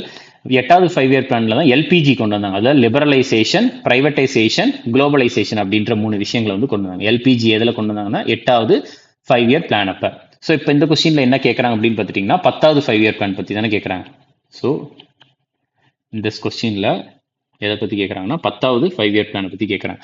10வது 5 இயர் பிளான் பொறுத்த வரைக்கும் 2002 2007 அப்ப கொண்டு வந்தது. ஸோ அவங்க வந்து பார்த்துட்டீங்கன்னா இதுல என்னென்னலாம் கொண்டு வந்தாங்கன்னா 8% GDP வந்து அச்சீவ் பண்ணணும். சரியா? என்னெல்லாம் பண்ணாங்கன்னா 8% GDP அச்சீவ் பண்ணணும் அப்படின்ற ஒரு விஷயத்த வந்து இதுல நிர்ணயிச்சாங்க. அதுக்கப்புறம் வந்து பாவர்ட்டி, வறுமையை வந்து பார்த்துட்டீங்கன்னா 5% வந்து குறைக்கணும் அப்படின்றத முடிவெடுத்தாங்க. 5% இந்த 5 இயர் பிளான்ல குறைக்கணும் அப்படின்றத முடிவெடுத்தாங்க. அதுக்கப்புறம் வந்து பார்த்துட்டீங்கன்னா எஜுகேஷன்ல ஃபோக்கஸ் பண்ணாங்க, எம்ப்ளாய்மெண்ட்ல ஃபோக்கஸ் பண்ணாங்க, இந்த மாதிரி விஷயங்கள். ஸோ 8% வந்து இவங்க வந்து இது பண்ணாங்கல்ல, ஆனால் வந்து அச்சீவ் பண்ணது எவ்வளோ அப்படின்னு பார்த்துட்டீங்கன்னா 7.6% தான் அச்சீவ் பண்ண முடிஞ்சது. 7.6%. ஸோ இது வந்து கிட்டத்தட்ட சக்சஸ் தான். ஓகே, கிட்டத்தட்ட சக்சஸ் அப்படின்ற மாதிரி ஞாபகம் வச்சுக்கோங்க. சரி, நெக்ஸ்ட் இந்த 5 இயர் பிளான். ஓகே, அடுத்த கொஸ்டின் எதை பத்தி கேட்கறாங்கன்னா ஹிஸ்டரியில வந்து ஏன்ஷியன்ட் ஹிஸ்டரி, மௌரியர்களை பத்தி கேட்கறாங்க. ஸோ மௌரிய சாம்ராஜ்யத்தினுடைய ஃபவுண்டர், சரியா, மௌரிய பேரரசை வந்து நிறுவியவர் யார் அப்படின்றதான் கேள்வி. இதுக்கான ஆன்சர் வந்து சந்திரகுப்த மௌரியா. சந்திரகுப்த மௌரியா. சரியா? மௌரிய சாம்ராஜ்யத்தை பாக்குறங்க. இப்ப இதுதான் இந்தியா அப்படின்னா டோட்டலா இந்தியா, அதுக்கப்புறம் அதுவும் இல்லாம பாகிஸ்தானு, அதுக்கப்புறம் வந்து ஈரான், அது வரைக்குமே போகுது அதனுடைய டோட்டல் எம்பையர். சரியா? தமிழ்நாடு இல்ல, அதுக்கப்புறம் வந்து இந்த சைடு கொஞ்சம் மகாராஷ்டிரா பகுதிகள்லாம் இல்லை. ஏன்னா இந்த சைடு மராத்தியர்கள் இருந்தாங்க, இங்க சேரச்சோழ பாண்டியர்கள் இருந்தாங்க. ஸோ இந்த மாதிரி வேற வேற அரசர்கள் இருந்தாங்க. இப்போ இருந்தாலுமே வந்து பார்த்துட்டீங்கன்னா அவங்களுடைய பேரரசு, மௌரியர்களின் பேரரசு கிட்டத்தட்ட இவ்வளவு தூரம் வந்து இருந்திருக்குது. ரைட்டா? ஸோ மௌரிய பேரரசை வச்சு பார்க்குறப்ப வந்து ஃபர்ஸ்ட் அரசர் வந்து யாருன்னா சந்திரகுப்த மௌரியர். சந்திரகுப்த மௌரியருக்கு அடுத்து யார் அப்படின்னா பிந்துசாரா. அதாவது சந்திரகுப்த மௌரியோடைய பையன் பிந்துசாராவுடைய பையன் வந்து பார்த்துட்டீங்கன்னா த கிரேட் அசோகா. ஓகே, சரி, இதை வந்து ஞாபகம் வச்சுக்கோங்க. அதுக்கப்புறம் வந்து பார்த்துட்டீங்கன்னா கடைசி அரசர் மௌரிய சாம்ராஜ்யத்துல வந்து லாஸ்ட் ரூலர் யார் அப்படின்னு கேட்பாங்க, நிறைய டைம் கேட்டிருக்கிறாங்க. இதுக்கான ஆன்சர் பிருஹத்ரதா. இதுக்கான ஆன்சர் என்ன அப்படின்னு பார்த்துட்டீங்கன்னா பிருஹத்ரதா. ஓகே, சந்திரகுப்த மௌரியா அவருடைய அவை புலவராக இருந்தவர் தான் யார் அப்படின்னா சாணக்கியா. சரியா? சாணக்கியா. ஸோ சாணக்கியாவுக்கு வந்து இன்னொரு பேர் இருக்கு கௌத்தில்யாவுக்கு இன்னொரு பேர் இருக்கு விஷ்ணுகுப்தா. ஓகே, 3 பேருமே ஒரே ஆள் தான். சரியா? இவர் எழுதிய சாணக்கியார் எழுதிய புத்தகம் தான் என்னன்னா அர்த்த சாஸ்திரா.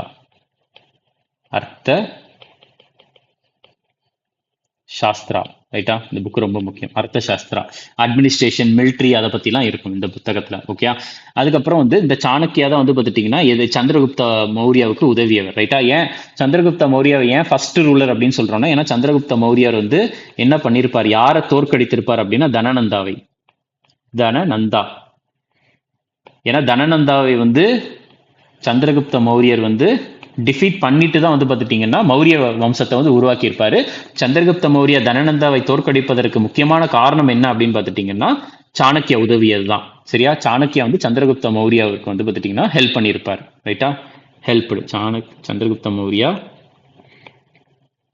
சாணக்கியா ஹெல்ப்டு யாருக்கு? சந்திரகுப்த மௌரியாருக்கு.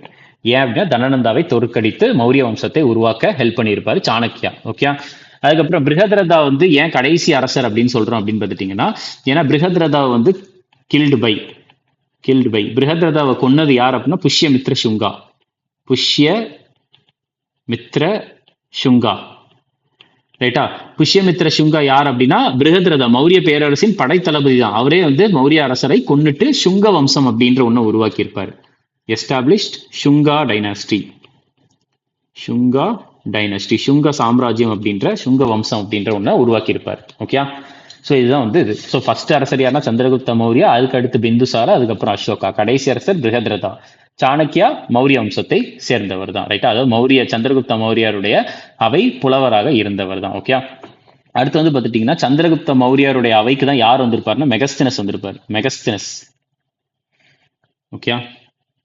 மெகஸ்தினஸ். ஸோ அதுக்கப்புறம் மெகஸ்தினஸ் எழுதிய புத்தகம் தான் வந்து பார்த்துட்டீங்கன்னா இண்டிகா. மெகஸ்தினஸ் பற்றி நம்ம ஆல்ரெடி பார்த்துருக்கோம். ரைட்டா? செல்யூக்கஸ் நிகேட்டருடைய தூதராக இருந்தார். அதுக்கடுத்து லாஸ்ட் கொஸ்டின் பாருங்க. ஸோ எந்த 2 டீம் வந்து சையத் முஸ்தக் அலி டிராஃபி வந்து ஃபைனல் விளையாண்டுச்சு அப்படின்னு கேட்குறாங்க. சையத் முஸ்தக் அலி டிராஃபி வந்து ஃபைனல் ரெண்டு டீம் வந்து விளையாண்டுருக்காங்க. அவங்க வந்து இந்த 2 டீம் வந்து யாரெல்லாம் அப்படின்றது இதுக்கான ஆன்சர் பஞ்சாப் மற்றும் பரோடா. இதுக்கான ஆன்சர் வந்து என்ன அப்படின்னு பார்த்துட்டீங்கன்னா பஞ்சாப் மற்றும் பரோடா. ஓகே. ஸோ அப்போ வந்து கிரிக்கெட் இது வந்து பார்த்தீங்கன்னா எந்த சையத் முஸ்தக் அலி டிராஃபி வந்து எது கப் ரிலேட்டட் அப்படின்னா கிரிக்கெட். ஓகே. ஜெயிச்சது யாருன்னா பஞ்சாப் தான் ஜெயிச்சிருப்பாங்க. ஓகே. இந்த மேட்ச் ஃபைனலில் பஞ்சாப் ஜெயிச்சிருப்பாங்க. ஸோ இப்போ கிரிக்கெட் அப்படின்னு பார்க்குறப்ப வந்து கிரிக்கெட்டில் வந்து ஒரு சில கப்ஸ்லாம் வந்து ரொம்ப ரொம்ப முக்கியம். ஓகே. கிரிக்கெட்ஸில் வந்து ஒரு சில கப்ஸ்லாம் ரொம்ப ரொம்ப முக்கியம். அதுக்கு வந்து என்னென்ன எக்ஸாம்பிள் அப்படின்னா வில்ஸ் ட்ராஃபி வந்து இருக்கு. அதுக்கப்புறம் வந்து ரஞ்சி ட்ராஃபி. அதுக்கப்புறம் வந்து இரானி ட்ராஃபி. நெக்ஸ்ட் வந்து Duleep trophy. Next Deodhar trophy. C K Nayudu trophy. அதுக்கப்புறம் ஆஷஸ் சீரீஸ். இதெல்லாம் வந்து ஒரு சில முக்கியமான கிரிக்கெட் கப்ஸ். ஓகே. ஸோ அவ்வளோதான். இதோட வந்து பார்த்துட்டிங்கன்னா நம்மளுக்கு 10th சீரீஸ் அப்படின்றது முடியுது. ஸோ இன்னும் வந்து பார்த்துட்டிங்கன்னா ஒரு 25 சீரீஸ்க்கு மேலே இருக்குது. அது எல்லாமே நீங்கள் பார்த்தீங்க அப்படின்னா நான் திரும்பியும் சொல்கிறேன், கன்ஃபார்மாக இதுல இருந்து தான் கொஸ்டின்ஸ் வரும். ஒன்ஸ் நம்ம இந்த ஒரு ஜிடி எக்ஸாமோ இல்லை சிஹெச்எஸ்எல் சிஜிஎல் எக்ஸாம்ஸோ முடிஞ்சதுக்கப்புறம் நான் அப்படியே இந்த சீரீஸோட பிடிஎஃப், ஏன்னா நம்ம இது எக்ஸாமுக்கு முன்னாடி தான் எடுக்கிறோம். சரியா? ஸோ ஒன்ஸ் எக்ஸாமுடைய அந்த கீ அப்படின்றது அஃபிஷியல் கீ அப்படின்றது ரிலீஸ் ஆனதுக்கப்புறம் அதோட வச்சு இதை வந்து நம்ம கம்பேர் பண்ணி பார்க்குறப்ப எத்தனை கொஸ்டின்ஸ் வந்திருக்குது அப்படின்றதையுமே நான் சொல்கிறேன். ஓகே. சரி, தேங்க்யூ.